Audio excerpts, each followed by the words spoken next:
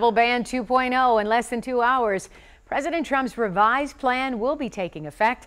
We want to give you a live look at Detroit Metro Airport, where the ban will formally be put into place at 8 o'clock tonight. So who cannot enter the U.S. and who's exempt? 7 investigator Jim Kirchner joins us now live to break it all down for us. Jim. This ban is still about people traveling into the United States from 6 Muslim-majority countries, and here they are: Iran, Sudan, Libya, Syria, Yemen, and Somalia. People can enter the U.S. if they have a bona fide relationship with someone here. That includes a job and students attending United States University. So that's the family tree, and take a look who's on that. You can see a parent, a spouse, a son, a daughter, even a son-in-law, daughter-in-law, and a sibling.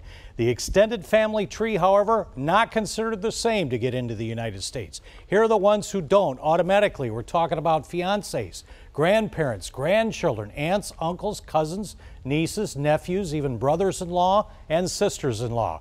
A hotel reservation in the United States is not a bona fide relationship, but some cases are exemptions, like an academic lecturer. He would be allowed in. With no relationship, you're banned for 90 days from the 6 countries and 120 days if you are a refugee from any country. Of course, if you are a U.S. citizen or a green card holder, you are also exempt from the ban, along with the following: current visa holders, anyone with a visa application in before June 26th, dual nationals, anyone granted asylum, and any refugee already admitted to the United States. President Trump has been clear that our borders are not open to illegal immigration, that we are a nation of laws, and we will no longer look the other way. Well, we will no longer look the other way in the interior either. The court did the right thing in at least granting a reprieve and making sure that people from these 6 countries can continue to travel back and forth.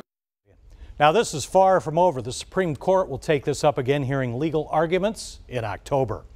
Jim Kirchner, 7 Action News. All right, Jim.